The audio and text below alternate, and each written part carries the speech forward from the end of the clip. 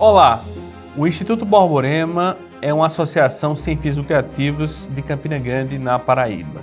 Aqui em nosso canal do YouTube já disponibilizamos mais de 500 vídeos gratuitos entre palestras, aulas, lives e entrevistas, com alguns dos melhores professores e intelectuais do Brasil.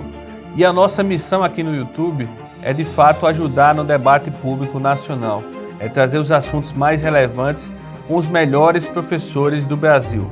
Para que a gente continue a fazer esse trabalho, nós precisamos da sua doação.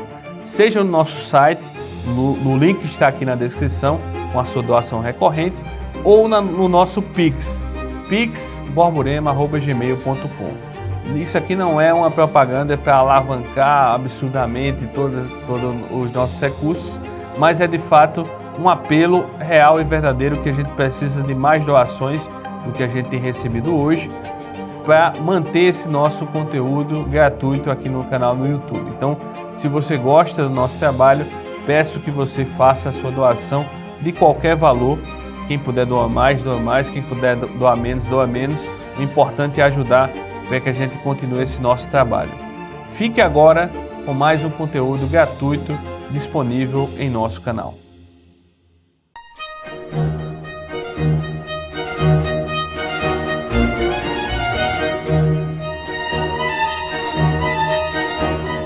Olá pessoal, tudo bem? Estamos aqui então hoje para falarmos um pouco sobre o projeto educacional agostiniano. Ora, se você ainda não assistiu a minha aula sobre a educação romana, né, educação em Roma, todos aqueles pontos lá que eu salientei, assista, né, esse vídeo primeiro, né, ou seja, sobre a questão ali do contexto romano, porque com certeza vai ajudar bastante, né, você, para que você entenda melhor e aproveite um pouco mais esse outro vídeo agora sobre a questão, né, da pedagogia em Santo Agostinho ou do projeto educacional que Santo Agostinho teve, né?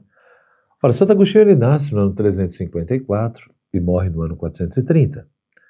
Isso já mostra duas coisas para nós, ou seja, evidentemente que geralmente nós lembramos muito que Santo Agostinho foi um padre da igreja, né, ou seja, um dos primeiros escritores cristãos, né, que foram grandes defensores da fé, ele no contexto da patrística latina, no mundo ocidental. Então, com certeza, ele é chamado de mestre do Ocidente, né, teve uma presença, uma influência muito grande nos seus escritos, seja no contexto da história, da filosofia, como também da história da teologia católica. Mas, além disso, né, ou seja, Santo Agostinho, ele nem sempre foi simplesmente ali um católico, um cristão. Então, nas suas obras, né, dentre elas, você pega as Confissões, e nas Confissões ele mostra ali, né, a sua trajetória, o seu itinerário, como que ele foi encontrando Deus, a verdade na sua vida, Cristo, né, ou seja, o seu processo de conversão, diversas etapas e momentos, ele coloca isso nas Confissões, né? E, enfim, ele que veio de uma família onde o pai não era cristão, a mãe era, o pai só se converte depois, né, antes de morrer um pouco. E o Agostinho, de fato, na sua infância, né, ele teve ali um ponto importante, ou seja, nós não podemos esquecer que Agostinho era um romano, né, ou seja, ele que nasce ali na cidade de Tagaste, né, então, portanto, no contexto né, dessa questão do Império Romano, ali no contexto da África, né, Império Romano no contexto africano, né, numa Roma, né, vinculada a esse contexto africano. E, portanto, Agostinho vai receber toda uma formação, né, vai ter a possibilidade, a oportunidade, né, a família que não tinha tantas condições assim, mas que muitas vezes era ajudada por outros, né, vai conseguir fazer com que Agostinho não só no primeiro momento estude em Tagaste, e ali tem aquela educação mais básica, elementar, né, de saber ler, saber escrever, né, coisas bem basilares na questão como se fosse uma alfabetização, né, saber contar também, etc. Mas depois né, ele vai para outro tipo de escola, ou seja, consegue realmente entrar naquele contexto, né, da figura ali do gramáticos, né, ou seja, onde esse mestre já era mais respeitado e já ensinava outras coisas, como nesse contexto ele vai sim ter toda a questão da retórica, né, e aprender algumas questões de filosofia, etc. E isso realmente foi impactante na sua vida. Então, quando nós falamos de Santo Agostinho, com certeza tem esse elemento católico, cristão, devido ao processo de conversão que ele foi passando, né, e mais ou menos com 32 anos de idade ele realmente vai aderir à igreja, pedir o santo batismo, etc. Depois vai se tornar sacerdote, padre, também bispo, né, e um dos bispos assim mais consultados e respeitados na época, e o seu pensamento, como eu já disse, também vai ser muito lembrado no decorrer da história, e até hoje, né, Santo Agostinho é muito estudado e citado. Mas nós não podemos esquecer que existe essa romanidade, ou esse elemento da cultura romana presente, não só na obra de Santo Agostinho, mas na sua personalidade, no seu modo de ser, etc., né?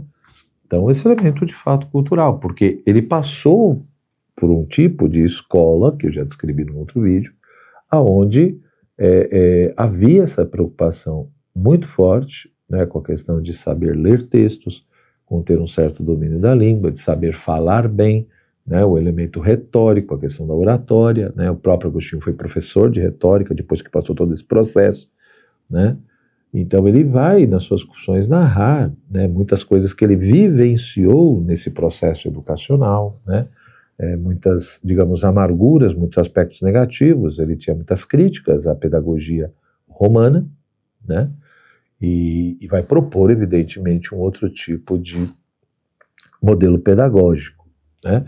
No seu próprio itinerário, você já vê, por exemplo, como que nesse processo formativo, a sua mudança de vida, de mentalidade, começa justamente na medida em que ele lê uma obra de Cícero, né, que foi um dos grandes nomes no contexto romano, né, e tanto no aspecto político, filosófico, mas também educacional, né, como mostrei no outro vídeo lá falando que eu falava da educação em Roma. Ora, o Hortênsios de Cícero era uma exortação e elogio à filosofia. Agostinho lê esse texto mais ou menos com 18, 19 anos, né? E aquilo mexe profundamente com ele, porque Cícero dizia que uma pessoa que vive escrava das paixões, né, que busca simplesmente o prazer, a fama, a glória, né, vaidade, sei lá o quê, é uma pessoa miserável, digna de dó. E Agostinho, ao ler aquilo, se identifica, porque ele fala, bom, isso sou eu, ou seja, é o tipo de vida que eu tenho. E Cícero coloca a importância da filosofia no sentido de amor à verdade, amor à sabedoria, a busca por tudo isso. E Agostinho, de fato, ao ler essa obra, isso parece que mexeu tanto com ele, que de fato ele começa a buscar a sabedoria. Primeiro busca na Bíblia, aí a gente vê como que de fato Agostinho recebeu uma educação cristã católica desde pequeno. Então, se por um lado o pai não era cristão, mas a mãe era, né, Santa Mônica, etc., que teve ali uma influência, uma presença muito grande.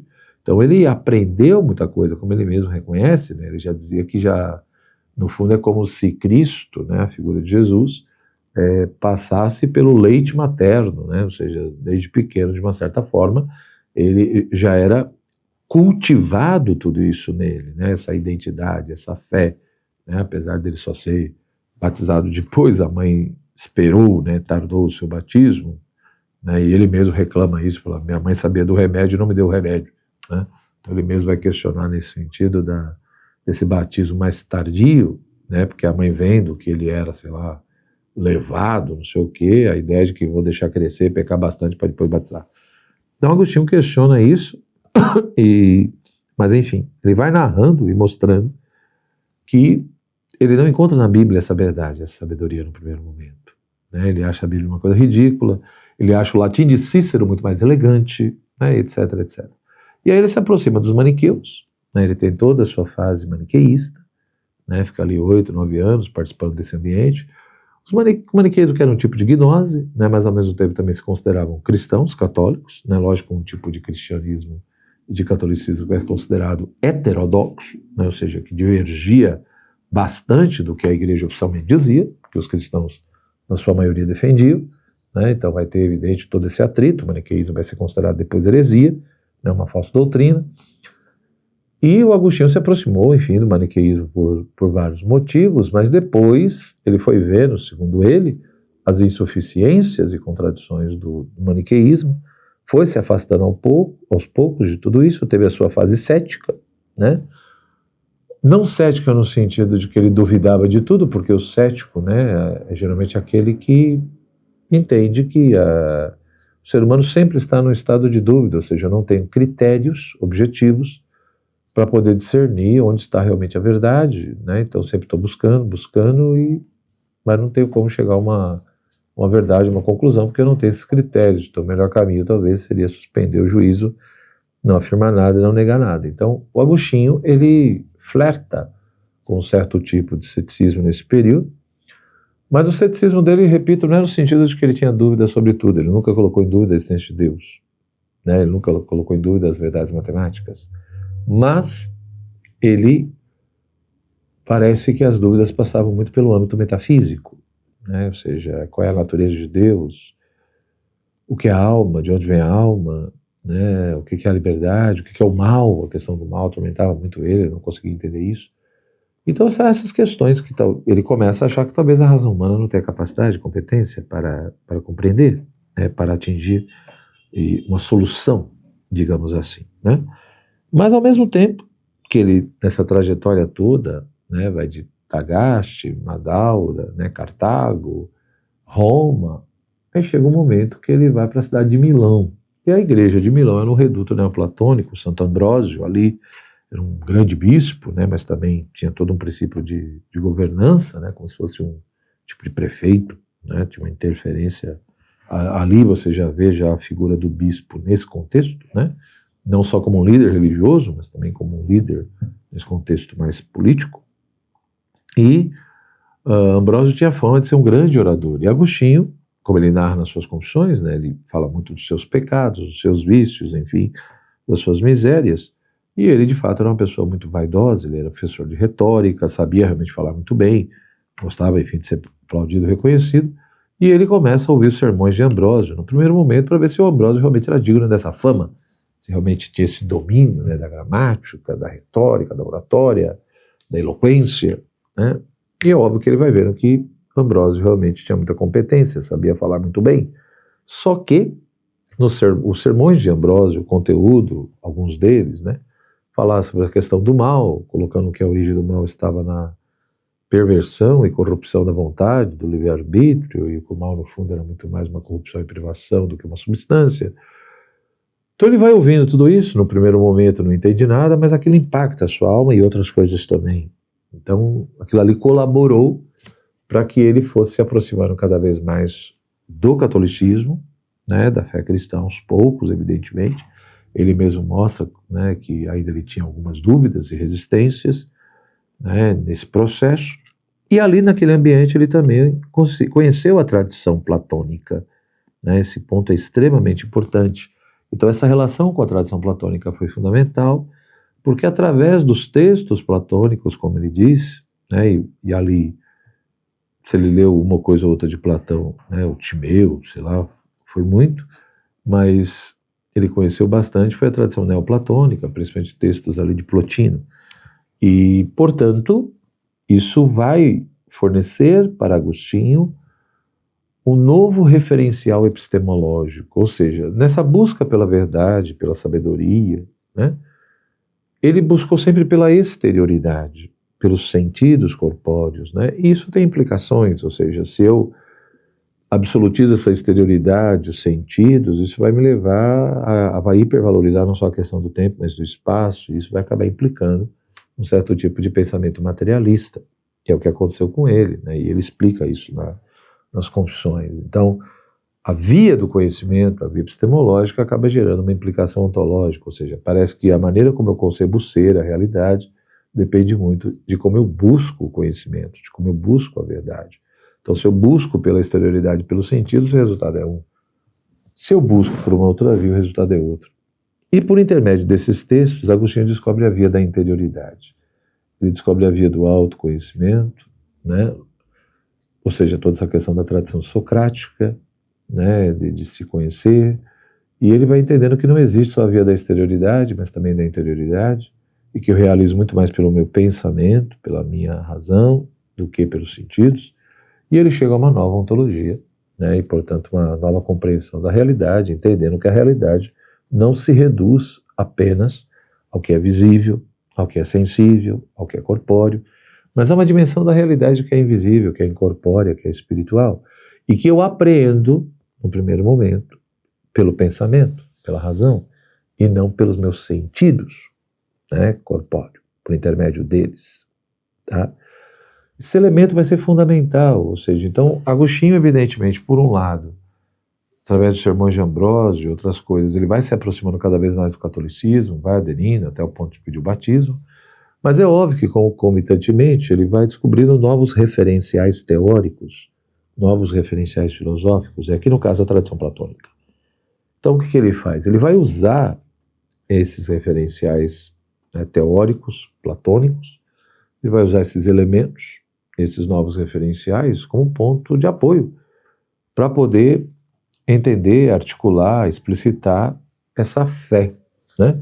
Então a gente vê claramente que na obra de Santo Agostinho, nos primeiros textos, né, lógico, há um conjunto de textos que ele produziu até antes de ser batizado, que são os seus diálogos filosóficos, que ele produz a partir do final do ano 386, né, ele é batizado em abril de 387, com o filho, né, Adeodato, ali por Santo Ambrósio, e também outros amigos que foram batizados. E você vê nitidamente uma preocupação de Agostinho, né, em conciliar, por um lado, essa nova fé, as conquistas que essa nova fé estava lhe dando, com toda uma tradição, com todo um tesouro de uma sabedoria antiga, né, ou seja, da filosofia, né, de elementos que vêm da filosofia grega, mas uma filosofia grega que ele conheceu por intermédio da tradição e da cultura romana. Então, por isso que eu falo, ou seja, Agostinho de fato vai ter, né, nesse contato com a tradição platônica, como ele vai conhecer elementos do epicurismo, do estoicismo, do ceticismo, como ele vai conhecer alguns pontos até do pensamento de Aristóteles, como as categorias, né? Mas tudo isso passa muito pela cultura romana. É ele mesmo que reconhece que não conseguiu aprender direito o grego, né? Ele fala muito sobre isso, ou seja, provavelmente ele conhecia, ou seja, o alfabeto, sabia manusear um pouco a questão do grego, mas ele se sentia muito mais preparado e tinha muito mais capacidade no contexto do latim, do domínio, né, do latim. Então liu muitos textos em tradução latina, né, e provavelmente até coisas que ele provavelmente não leu textos integrais, mas como se fossem manuais, né, que acabavam expressando ali trechos, ideias, né. Então, provavelmente, muita coisa que ele conheceu também foi pelo intermédio do que nós chamaríamos hoje de manuais, tá? Enfim, todo esse processo, digamos assim, foi fundamental, e é fundamental, para a gente poder entender esse projeto pedagógico agostiniano, né? Para a gente poder entender a crítica que Agostinho faz ao tipo de escola, de educação, de pedagogia que ele recebeu, né? E por outro lado, entender quais são esses elementos novos que ele quer realmente apresentar, que ele quer desenvolver. Então, nesse contexto da Igreja de Milão, de fato, ele chega um momento que ele se converte, né? Repito, vai usar essa tradição platônica, esse referencial platônico, que vai lhe ajudar, deu uma nova via do conhecimento, é a partir disso que ele descobre a via da interioridade, que vai ser fundamental na sua vida, uma nova ontologia, junto com isso vai abraçando a fé, pede o batismo, depois, enfim, funda toda uma comunidade, mas aí vira padre, vira bispo, toda aquela história, né? E por isso que, se por um lado a tradição platônica vai ser fundamental para ele superar um certo tipo de pensamento materialista que ele padecia, então ele sai, né, tem uma compreensão diferente da realidade, então é pela interioridade que ele vai enfrentar, né, pela via da interioridade que ele vai redesenhar o seu pensamento, né, e vai enfrentar as questões que o afligiam, os problemas que se colocavam, mas é óbvio que ele também reconhece que, conforme ele foi compreendendo cada vez mais o pensamento do apóstolo Paulo, né, o paulinismo, principalmente essa questão do pecado, né, do ser humano como filho de Adão, da grande necessidade da graça de Deus na nossa vida, do auxílio divino, ele realmente vai entender aos poucos também que se o platonismo, a tradição platônica, foi muito importante para mostrar para ele que existe uma dimensão da realidade que é inteligível, que é espiritual e não é só sensível, por outro lado, ele também foi entendendo as insuficiências e limitações da própria tradição platônica, que muitas vezes não reconhecia a necessidade de um mediador, né, e principalmente da necessidade da graça de Deus. Então ele vai fazer muitas críticas nesse sentido. E é óbvio que a partir desses novos referenciais teóricos, ou seja, a partir desses elementos que vêm da tradição platônica, dessa via da interioridade, e também elementos que vêm da tradição cristã, da fé católica, né, não só no contexto bíblico, mas de autores que foram anteriores a Santo Agostinho, né, então o próprio São Cipriano de Cartago, o próprio Santo Hilário de Poitiers, o próprio Santo Ambrósio, né? Então você vai ter padres da igreja, com toda uma produtividade intelectual que foram anteriores a ele, ou próximos dele, que também vão oferecer determinados referenciais teóricos que Agostinho vai utilizar, né? Isto posto, o que a gente percebe, né? Que nessa proposta, né, agostiniana, é evidente, ele como bom romano, e dentro das oportunidades que ele teve, ele passa, né, você vai ter ali toda aquela figura, né, desse primeiro professor, do literato, etc., né, que de fato oferece essa, na África ali, contexto que ele viveu, né, em Tagaste, né, uma escola muito simples, muito basilar, né, essa coisa de aprender o alfabeto, né, as letras, depois construir palavras, né, saber aprender a língua, a questão de saber ler, saber escrever, né, aquela coisa que eu falei de saber falar, porque já avisava a questão da retórica lá na frente. Então, nesse contexto, pegava ali, né, não só crianças que tinham um poder financeiro bom, mas também outras que tinham menos condições, né, e depois Agostinho entra já no contexto mais da gramática, né, já vai para a questão de Madaura, né, depois, no contexto mais universitário, a questão de Cartago, né, e isso tudo vai ser muito impactante na vida dele, né, ele vai narrando isso nas Confissões, tá? Mas o que ele vai criticar bastante, né, em primeiro lugar, é que era muito comum a questão dos castigos físicos no contexto pedagógico romano. E esses castigos físicos muitas vezes eram até em público, né? A criança apanhava ali, tinha a questão da palmatória, né? E às vezes era na mão, nas nádegas, né? E na frente de todo mundo. Então, um processo, né? E parece que a coisa era um pouco intensa, né? Ele mesmo, né? Enfim, tinha lá suas dificuldades, gostava mais de brincar e jogar do que estudar não sei o quê. Então, muitas vezes era punido, ele, né? As confissões ele dizia até que rezava, né? Para que Deus o ajudasse, livrasse disso, não sei mais o que, mas não dava certo. Parece que ele passou por determinadas punições bem intensas, né? Então isso para Agostinho era uma coisa muito complicada, tanto que depois, quando ele se converte, enfim, vai propor outras coisas, ele deixa bem claro que é muito mais fácil educar uma criança, uma pessoa, pela aproximação, pela paciência, pela essa questão do amor, do que simplesmente por intermédio da violência ou da correção física profundamente intensa e exagerada. Então ele vai ser um crítico muito forte disso, né? Da mesma maneira, quando ele fala do grego, né, quando ele pensa nessa questão do grego, ele vai frisar que provavelmente ele teve toda essa dificuldade de aprender o grego devido ao modo e à maneira como o grego era ensinado, né? Ou seja, a questão das letras, formação de palavra. Então, além dessa coisa do castigo, né, é toda uma coisa de excessiva memorização. Não que a memória não fosse importante, ou seja, a gente sabe que na educação clássica vai se frisar muito essa questão da memória. Agora, valorizar, reconhecer e trabalhar a questão da memória, tem várias formas de fazer isso, né?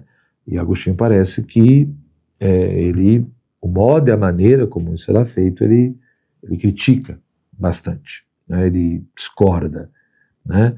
Porque no fundo também, ou seja, e aí ele vai mostrando que era uma educação muito focada na questão da exterioridade, né?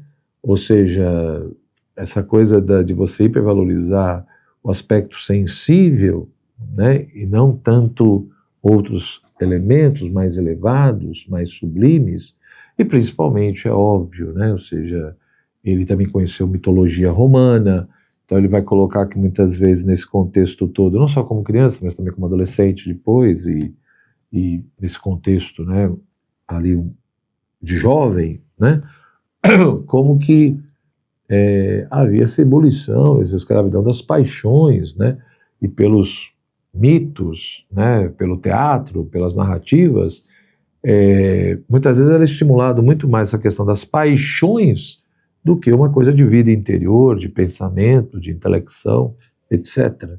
Então ele vai ser um crítico nesse aspecto, né? Então ele é formado, com certeza, nesse contexto das artes liberais, né? Então a questão da gramática, a própria questão da dialética, mas principalmente da retórica, né? Com certeza aprendeu um pouco ali elementos basilares de matemática, geometria, a própria questão da música, né? Algumas coisas de astronomia, então, mas principalmente a questão da retórica foi muito intensa. Nesse contexto da retórica é que ele teve certo contato a questões ali mais de filosofia, e é óbvio que isso gera um certo condicionamento no sentido do que ele entendia por filosofia, porque a maneira que se trabalhava a questão da filosofia nesse contexto da retórica era uma, outra coisa é a filosofia fora desse contexto, né? Mas o Agostinho conheceu mais nesse contexto, né? Ou seja, formado na questão das artes liberais, principalmente retórica, depois foi professor de retórica. E isso, evidentemente, vai marcar muito a trajetória de Agostinho, né, e o seu pensamento, né? Ou seja, esse tipo de pedagogia, essas vivências que ele teve, a gente vê que muitas vezes ele salienta bastante, né, as experiências negativas que ele teve, né, e principalmente, por exemplo, ele dá esse exemplo, ele fala, às vezes o aluno era punido porque não sabia escrever direito a palavra Homero, a palavra homem, né, mas não havia uma preocupação de fato de fazer a pessoa entender o que é o homem, né? Então, o que adianta eu saber escrever o que é o homem, mas não ter, né, uma compreensão do que é o homem e nem a capacidade de amar as pessoas de maneira ordenada, né? Então, é aquela história, quer dizer, é um tipo de educação que não ajudava tanto, né, na ordenação das paixões, né, mas sim ficar aprisionado à sensibilidade, né, e também essa questão da vaidade, né, e não que uma educação que levasse de fato a amar a Deus, né, a buscar, enfim, a questão da santidade, etc. Então ele vai, conforme o tempo vai passando, né, tanto que você vê que num primeiro momento ele é até um certo entusiasta dessa questão das artes liberais, mas depois ele começa a fazer já algumas críticas, né, e aí você vê que ele não chega ao ponto de condenar totalmente essa questão das artes liberais, mas ele vai tolerando, mas ao mesmo tempo mostrando as limitações de tudo isso, né? Então, nesse contexto de Santo Agostinho, nesse período, ou seja, ele como bom romano que passa por esse processo, né, que vai ter ali também a questão dos esportes, né, os africanos valorizavam muito isso, né, a própria questão do desenvolvimento físico, né, então ele passa por tudo isso, ou seja, o tipo de escola, o tipo de formação vai realmente marcar a personalidade de Agostinho, né? E é óbvio que na medida que ele vai se convertendo, ele vai mudando em muitos aspectos. Mas você encontra, ou seja, Santo Agostinho é um dos autores onde, na obra dele, você vê muito presente, né, a vida dele, não só no sentido dele contar o que ele viveu, mas você vê que a experiência vivida, né, ela está muito presente nas reflexões que ele faz, no próprio texto que ele escreve, que ele desenvolve, né? Então, algo que realmente o marcou, né? Então, essa questão das artes liberais, ou as questões negativas de punição, a própria questão do grego, né? E, ao mesmo tempo, é lógico, toda a literatura, toda a mitologia. Então, quando você pega Virgílio, quando você pega Horácio, quando você pega o Ovídio, o Cícero, né? E outro, não, você pega a Cidade de Deus, por exemplo, a Cidade de Deus, Santo Agostinho, mostra toda essa erudição, todo esse domínio que Agostinho tinha, né, dessa tradição romana e de elementos do mundo grego, mas por intermédio dessa cultura romana, né, seja no aspecto filosófico, no aspecto da retórica, no aspecto literário, ou da história de Roma. Então você vê ali realmente como ele teve toda uma formação nesse aspecto, né? Da mesma forma o domínio de Agostinho na questão da fala, né? Então você tem muitos elementos de retórica, de oratória, presente no texto de Agostinho. Se você não compreende, isso pode gerar muita confusão. O domínio da gramática, né? Ou seja, o latim, né? O estilo literário de Agostinho, a musicalidade. Então é nítido, né? Está muito presente na sua obra, no seu pensamento, esses elementos. E nessa época, ou seja, nesse contexto ali do século IV, né, final do IV, início do V, que ele vai desenvolvendo seus textos, você vê, né, que nessa educação, nessa cultura romana, nessa proposta, o método de interrogação e respostas, ou seja, esse aspecto dialógico, ele ainda está presente, ele era muito empregado nas escolas, né? E você vai ver que Santo Agostinho, nos seus textos, num primeiro momento, ele vai usar muito isso, né? Ou seja, nas primeiras obras dele, o Contra Acadêmicos, A Vida Feliz, o De Ordinis, né? Você vê nitidamente ali, são diálogos, né? Um problema, uma questão é colocada, ele vai fazendo questões, as pessoas vão respondendo, ou as pessoas também colocam questões e Agostinho vai respondendo. Então esse aspecto dialógico, né? O elemento socrático, ele está ali muito, muito presente, né? Então você já vê isso nos diálogos ali desenvolvidos em Cassicíaco, né? Como vai ver depois, por exemplo, né, no De Magistro, né? Porque geralmente quando se fala desse projeto educacional se faz muita referência ao De Magistro de Santo Agostinho, só que aí De Magistro é uma obra desafiadora, não é tão simples assim, né? Porque tem ali sim elementos da questão educacional, toda a questão do mestre interior, né, que aparece principalmente no segundo momento do texto, mas você tem toda uma discussão sobre a questão da linguagem, né? Sobre o que é a linguagem, não só a questão da natureza da linguagem, mas principalmente da finalidade da linguagem, e isso a partir de toda uma análise, né? A partir de toda uma reprodução de um certo tipo de aula de gramática, por exemplo, de um verso, de uma frase de Virgílio, né? Ele dialogando com o filho, ele vai analisando essa questão da linguagem a partir de um elemento de um texto, né, de Virgílio. Então, é nítido isso, mas outros textos também. Então, esses pontos, né, da cultura romana, da mitologia, da literatura, da filosofia, da história, vai estar muito presente nos primeiros textos, mas também nos outros, né? Lógico que em alguns textos menos, textos que ele faz exegese bíblica, análise de textos bíblicos, só aparece bem menos, mas se você pega as Confissões, você pega o De Trinitate, mesmo um texto falando sobre a questão da Trindade, aparece ali muitos elementos de cultura romana, de autores, né? E a Cidade de Deus, como eu disse, muito mais, né? Então esse método dialógico de interrogação e resposta já está presente, né? E a gente vê como que nesse projeto educacional, Agostinho valoriza a questão do diálogo, né? Ou seja, o diálogo em si já é um exercício pedagógico, né? É interessante como nos seus textos ali primeiros, ele vai procurando mostrar esse valor do diálogo, essa importância do diálogo, ou seja, o ato de dialogar, alguém perguntando, outro respondendo, analisando a pergunta, a coerência, o concatenamento de ideias, para ele isso já é um exercício pedagógico, né? É uma exercitatio mentis, né? É um exercício da mente, é um exercício da alma, é um exercício mental, né? Então, por que isso é importante, né? Ou seja, por que esse aspecto dialógico é importante? E Agostinho mantém, né? Pelo menos no primeiro momento, e para ele isso é importantíssimo, né? Porque ele entende que o educando, o discípulo, né? Ele precisa ser formado, ele precisa ser preparado, ele precisa ser introduzido, né? em todo o âmbito de conhecimento, de ciência, de sabedoria, né? E principalmente no conhecimento de uma ciência. E para isso, o que ocorre, né?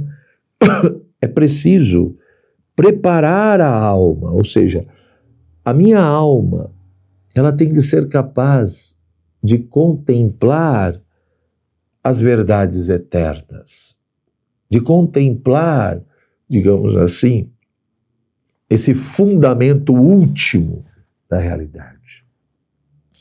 Mas como que a minha alma vai conseguir isso se ela não for preparada? E nesse processo todo, é necessário, digamos assim, desenvolver um elemento aqui que é essencial, que é essa purificação moral, né? Então, esse exercício pedagógico, que é o diálogo, ele tem uma finalidade de purificar a alma, né? Não de purificar a alma como Sócrates tinha, aquela coisa de purificar a alma de opiniões errôneas, né? Não é só isso, mas é purificar a alma, né, de determinados vícios, inclinações, né? De ver muitas vezes que você não sabe aquilo que você achava que sabia. E é por isso que esse exercício, né, esse exercitar-se o mente, é um tipo também de ginástica do espírito, aonde de fato, né, a verdade, ela tem um peso. E preparar a alma nesse processo de purificação também é fortalecê-la, para que ela consiga aguentar o peso da verdade e aderir a essa verdade, né? E não tem medo de se colocar perante essa verdade, permitir que essa verdade a ilumine e se confessar perante essa verdade. E conseguir, muitas vezes, ver coisas que você não gostaria de ver em você. Então, é ver a verdade, se colocar perante a verdade e permitir que a verdade te ilumine, aguentar o peso de tudo isso, né, para que você consiga, de fato, chegar aonde você quer chegar, que é a vida feliz, né? Então, Agostinho vai bater muito nesse ponto também, né? Essa coisa de construir, né? Estabelecer todo um caminho que me ajude a chegar à felicidade ou à vida feliz, como ele diz, né? Portanto, existe todo um itinerário que é preciso percorrer e também existe toda uma postura que eu preciso aprender, né? Eu preciso aprender, por exemplo, a chegar até essas verdades eternas, a estabelecer um certo tipo de pergunta, né? Eu preciso aprender a olhar o mundo, a contemplar as criaturas e interrogá-las, né? Perguntar às criaturas o que de fato elas são, por que são do jeito que são, conhecer seus segredos e, portanto, elevar-se à luz inteligível, elevar-se à luz do Criador a partir da luz criada, né? Só que é preciso aprender tudo isso, né? Então a gente vê, de fato, que aqui, no primeiro momento, lógico que tem aqui elementos, né, do socratismo, ou resquícios da questão da maíltica, né?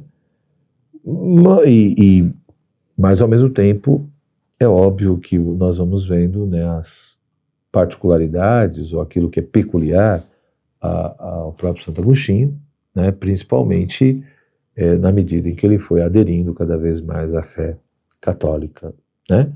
Então, Agostinho, aos poucos, ele vai estabelecendo um tipo de pedagogia onde ele procurava levar os discípulos do elementar, né, levar os discípulos daquilo que é elementar, daquilo que é seguro, às coisas mais difíceis, às coisas mais elevadas e, portanto, a chegar também a conclusões mais certas e profundas, né? Ou seja, do ponto de vista agostiniano, o mestre ajuda o discípulo a descobrir novas ideias, né, que de uma certa forma estão borbulhando no seu interior, no seu espírito, né? E que, portanto, que venha à luz isso, né, com um certo esforço próprio, né? Então o mestre, de alguma forma, ele vai provocar, admoestar para que o discípulo encontre essa via interior, lá encontre o mestre interior, aprende a consultá-lo, para que realmente ele encontre, né, a compreensão verdadeira das coisas, né? E é evidente que, devido a tudo isso, não é por acaso que Santo Agostinho vai fazer uso, né, da questão da gramática, né? Ou seja, porque não, você pode até fazer todo esse processo, né, e é óbvio que a questão da retórica, da oratória vai ter aqui um peso importante, porque ele foi não só aluno, mas professor. Então eu posso fazer uma retórica sem dialética, mas eu não tenho que fazer uma retórica, não tem como fazer uma retórica sem gramática, né? Sem as competências linguísticas, né? Mas ao mesmo tempo, ou seja, Agostinho vai também fazer toda uma discussão e uma análise crítica no sentido de qual é a verdadeira figura do orador, né? Então ele vai se distanciar em alguns aspectos de Cícero, em outros não, mas em alguns sim, né?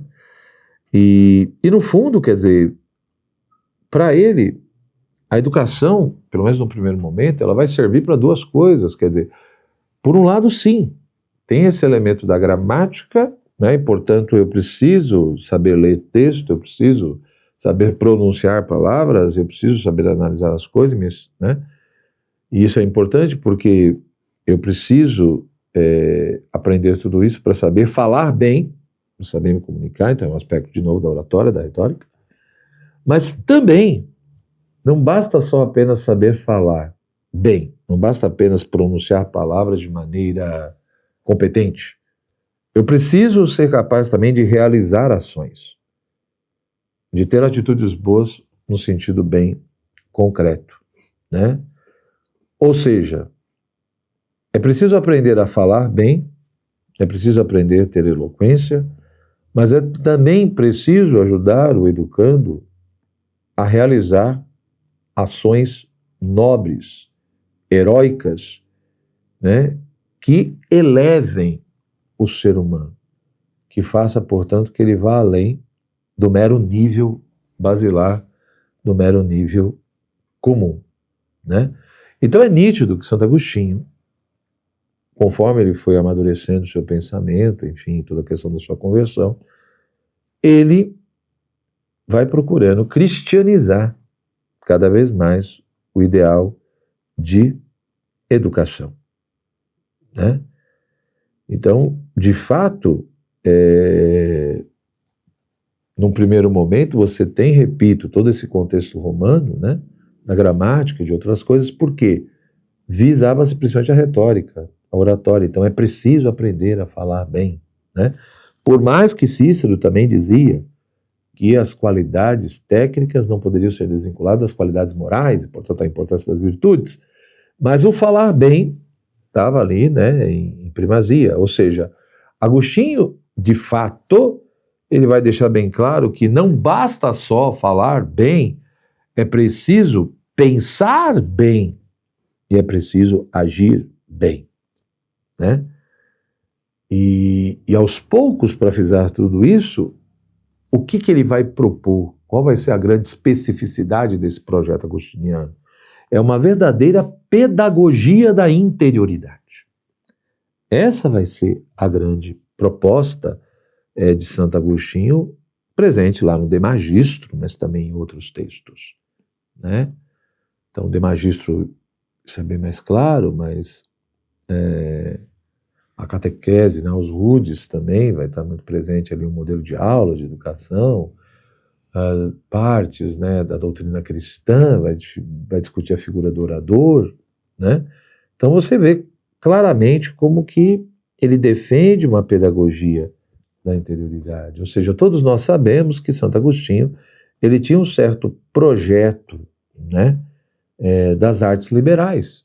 Ele queria, né, estabelecer toda uma enciclopédia das artes liberais, numa perspectiva, evidentemente, cristã, né, cuja única meta, ou seja, era a ideia justamente das artes liberais, sendo bem conduzidas como meio para se atingir a grande meta, que era a vida feliz, né? Que depois ele vai apresentando cada vez mais que essa vida feliz, ela só ocorre de maneira plena no dia que nós contemplarmos Deus face a face, portanto, no céu, né? Aos poucos ele vai entendendo isso de maneira cada vez mais clara, né?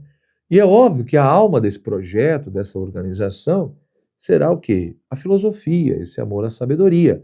Mas é evidente que quando Agostinho fala em filosofia, ele vai cada vez mais procurar mostrar que o cristianismo não é apenas a verdadeira religião, mas também a verdadeira filosofia. Então, quando ele fala de filosofia, por um lado vai ter a filosofia naquele sentido mais pagão, naquele sentido grego, romano, né?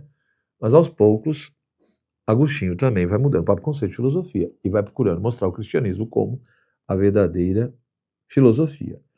Portanto, para se atingir essa vida feliz, né, e para atingir a vida feliz eu preciso da filosofia, a verdadeira filosofia é o cristianismo, só há um caminho para se atingir tudo isso, que é a pedagogia da interioridade. E aí é interessante por quê? Porque nessa pedagogia da interioridade, Agostinho vai deixar bem claro como que é importante ajudar o educando, o discípulo, a percorrer todo um itinerário, né? E o itinerário em que sentido? Primeiro, a aprender a observar a realidade a partir do sensível, mas entender que a realidade não se reduz apenas ao aspecto sensível, mas tem o inteligível. Então, portanto, do sensível ao inteligível, né? Ir daquilo que é uma imagem a, de fato, ao exemplo, ao fundamento. E fazer, de fato, essa trajetória, essa passagem do temporal para o que é eterno. Então, quando você pega os diálogos filosóficos de Cassisico, os primeiros textos, o Contra Acadêmicos, a Vida Feliz, o De Ordine, você já vê Agostinho praticando essa pedagogia da interioridade, ou seja, tentando ensinar ali determinados discípulos, né, ou até parentes, pessoas que estão ali, a fazer esse processo de interiorização. Então, a interioridade agostiniana, ela tem sim um aspecto psicológico, de reflexividade, de voltar sobre si mesmo, de vislumbrar o homem interior, que é a alma, né? Mas, ao mesmo tempo, a interioridade agostiniana, ela é entendida como um movimento, ou seja, um movimento interiorizante ascensional, né? É interiorizante, eu vou de fora para dentro, e dentro no meu íntimo vou percorrendo todos os degraus da alma, até descobrir Deus presente no mais íntimo do meu íntimo, e aí eu faço o aspecto ascensional, né? De fora para dentro, ou do exterior para o interior, e no âmbito da interioridade para o superior. Vendo que Deus é imanente, é presente, mas ao mesmo tempo é transcendente. E isso, evidentemente, vai ser uma das grandes questões e desafios para Santo Agostinho, né? Então, nos diálogos você já vê ele desenvolvendo isso, né? Então, o aspirante à sabedoria há de percorrer um longo caminho de exercícios, né? Para curar os olhos e fortalecê-los para a visão da luz inefável. Então, por isso que naquele processo de purificação pelo diálogo, mas também por outras coisas, né?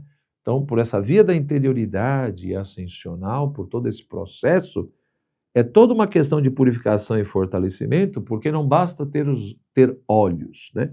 Os meus olhos precisam estar curados, ou seja, precisam estar prontos e serem capazes de ver o que está realmente se manifestando.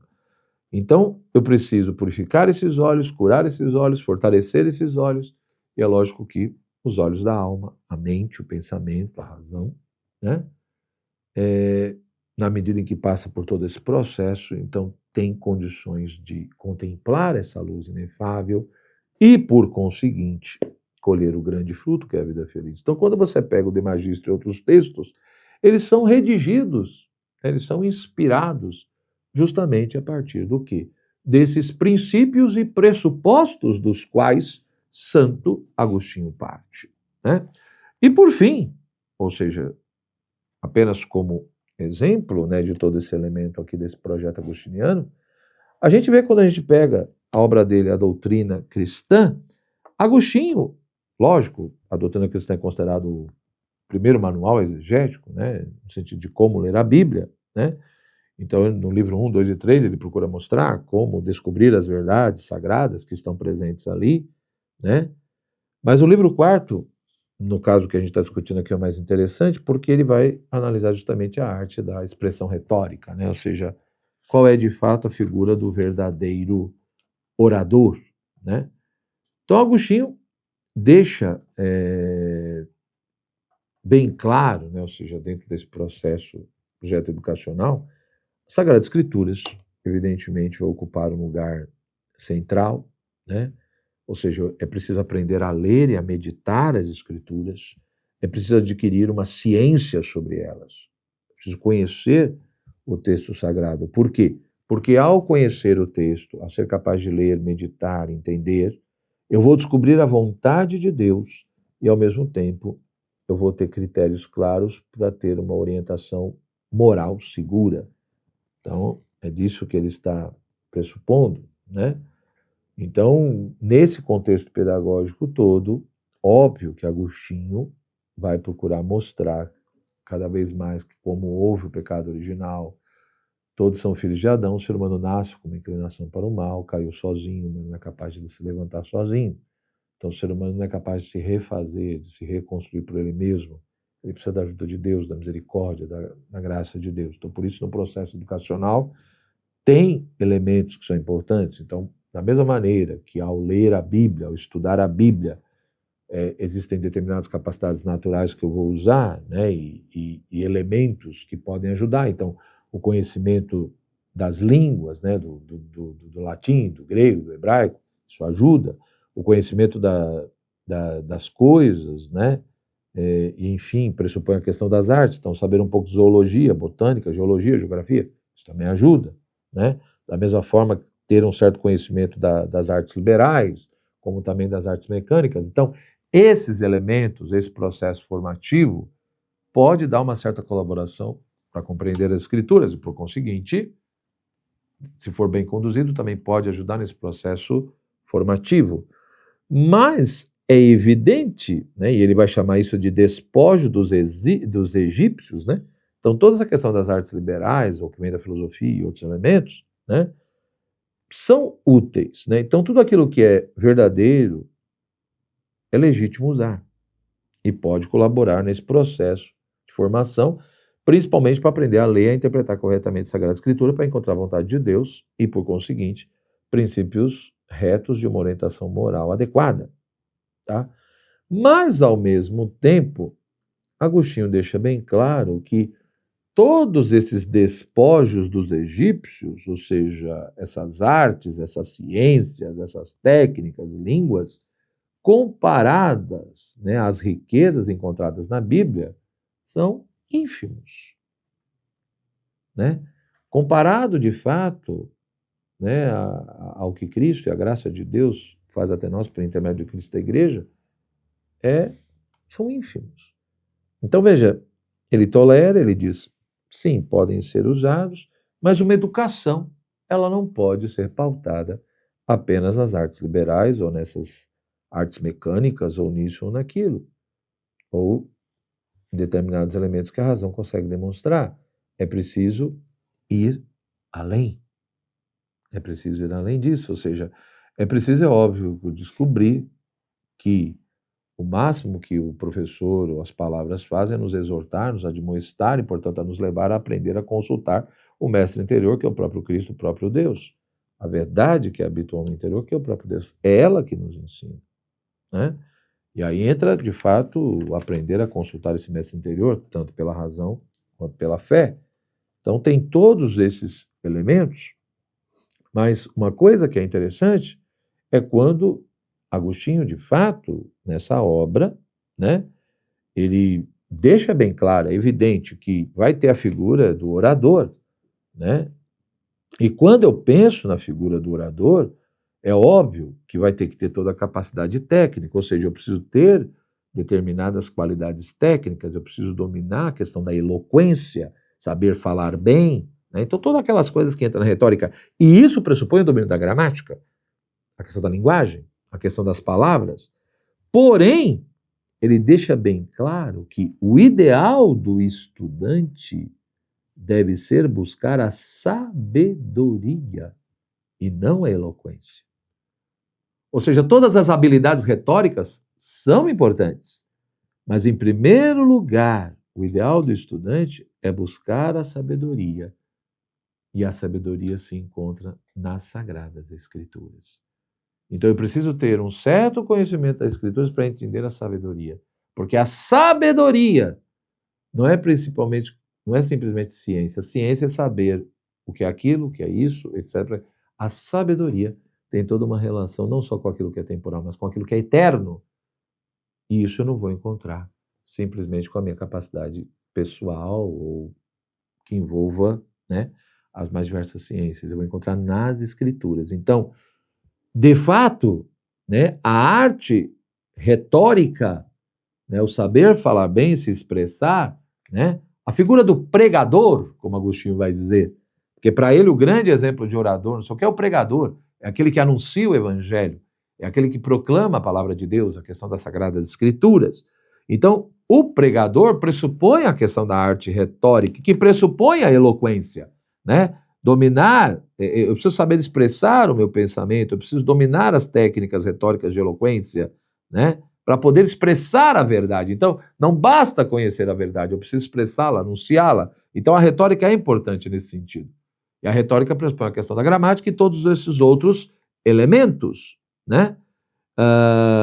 Porém, antes de eu procurar dominar a gramática, a língua, as palavras, ou a própria eloquência, as suas regras, né? Eu preciso ter claro outras coisas. Ou seja, nesse processo todo, a primeira coisa que Santo Agostinho vai dizer é que é preciso amar a verdade nas palavras e não as próprias palavras. Eu não posso, né? Eu tenho a minha busca, a minha procura, né? E esse desejo de expressar a verdade tem que pressupor um respeito e um amor profundo pela verdade. Então, eu tenho que amar a verdade nas palavras e não amar profundamente as próprias palavras. Pois, que serve uma chave de ouro que não serve para abrir o que desejamos? Então, essa metáfora usada por ele é extremamente interessante, porque eu posso ter uma chave de ouro, mas se essa chave de ouro não consegue abrir, né, a porta para que eu atinja o que eu desejo, não serve para nada. Então, o que adianta eu ter o domínio da gramática, da eloquência, de regras e técnicas, ou seja, eu sei falar muito bem, eu tenho o domínio das palavras, mas se as palavras não me ajudarem, né, a conhecer a realidade tal como ela é, se as palavras não me ajudarem a atingir a verdade, a expressar a verdade, para que serve? É ter uma chave de ouro que não abre a porta que eu preciso, que não me ajuda a adentrar e atingir aquilo que eu desejo, que é a vida feliz. Mas não é possível atingir a vida feliz fora da verdade, separada da verdade. Por isso que, do ponto de vista agostiniano, o ideal do estudante ou da própria educação deve ser a busca da sabedoria que eu encontro na Sagrada Escritura e também a santidade, para depois buscar a questão da eloquência, né? Por isso que se Cícero diz que ensinar é necessidade, deleitar é um prazer e comover é uma vitória, Agostinho, de uma certa forma, né, ele não nega isso, só que ele vai dizer que, de fato, o orador cristão deve, né, ensinar para instruir, né, deve deleitar para cativar e deve comover para vencer. Então, de uma certa forma, ele tem uma correlação com Cícero. Porém, ele vai deixar bem claro que a condição principal para que o orador cristão, o pregador, tenha êxito é o espírito de oração. Não é simplesmente qualidades técnicas associadas a qualidades morais. E o que seria esse espírito de oração? É a ideia de que o orador cristão deve ser, antes de tudo, um oráter, mais do que um dictor. Essa é a grande questão. Ou seja, ele deve ser muito mais um orante do que um orador. Né? Em outras palavras, o domínio da doutrina, o domínio das palavras, o domínio das habilidades retóricas só surte efeito quando a graça dá eficácia a tudo isso. Quando a graça não move e ilumina, né, o orador cristão, o pregador, e quando ela de fato não toca a mente e o coração daquele que ouve, a eficácia é quase que nula. Né? Então veja que de fato é uma outra perspectiva. Né? Ou seja, ele tem elementos que continuam próximos de Cícero, mas ao mesmo tempo modifica um pouco. Tá? Então eu espero que essa exposição tenha lhe ajudado a entender um pouco, evidentemente, esse projeto educacional agostiniano, né? Essa perspectiva, essa compreensão de Agostinho, que com certeza, né, o modo como ele pensou tudo isso e viveu colaborou bastante para o estabelecimento da chamada paideia cristã, e não só ali no final da Antiguidade, né, o período da Antiguidade tardia que ele viveu, mas também toda a Idade Média, enfim, foi muito influenciada por esse tipo de pensamento. Se quiser continuar os seus estudos, né, leia De Magistro, de Santo Agostinho, que vai te ajudar bastante, ou o próprio livro 4 da Doutrina Cristã, etc. Forte abraço, tudo de bom e até o próximo vídeo.